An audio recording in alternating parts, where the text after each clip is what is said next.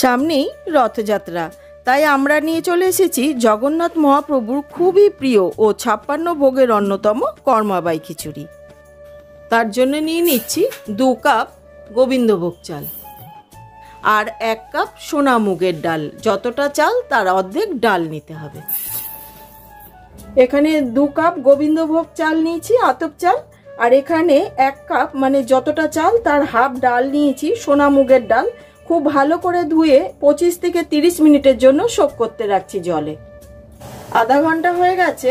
এবার এক্সট্রা জলটা ফেলে চাল আর ডালটা আমি নিয়ে নিয়েছি। এদিকে হাঁড়িতে জল গরম হতে বসিয়ে দিয়েছিলাম। জলটা খুব ভালো মতো ফুটে উঠেছে। এই সময় চাল আর ডালটা দিয়ে দেব।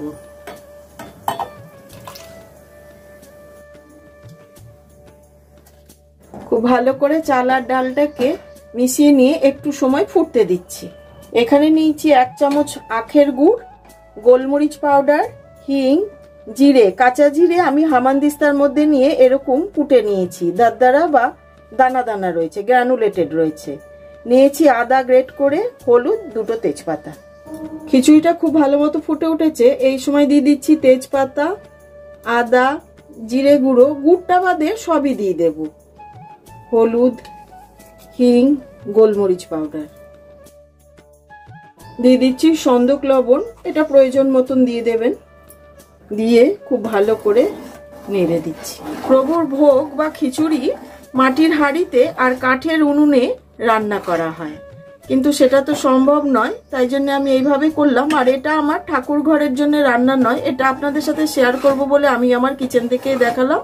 ঠাকুরের ভোগ রান্নার জায়গা আলাদা আছে। এবার 8-10 মিনিটের জন্য ঢাকা দিয়ে দিচ্ছি, তবে ঢাকাটা একটু ফাঁক করে দেব যাতে করে উতলে না বাইরে বেরিয়ে আসে।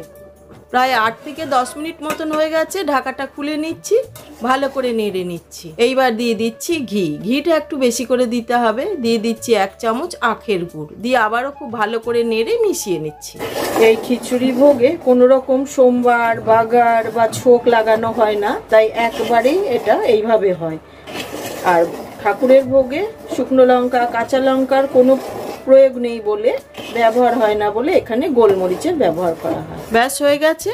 এবার একটি পাত্রে সার্ভ করে দিচ্ছি। আমি শুনেছি পুরীর জগন্নাথ মন্দির থেকে একটু দূরে কর্মাবাই নামে এক নিঃসন্তান মহিলা বসবাস করতেন। তিনি প্রত্যেক দিন জগন্নাথ মহাপ্রভুকে সন্তান রূপে এই খিচুড়ি রান্না করে খাওয়াতেন। আর মহাপ্রভু প্রত্যেক দিন রত্নবেদী ছেড়ে এই খিচুড়ি ভোগ গ্রহণ করতে ছুটে আসতেন, তাই এই খিচুড়ির নাম কর্মাবাই খিচুড়ি। সকাল 8টার ভোগে প্রভুকে এই খিচুড়ি নিবেদন করা হয়।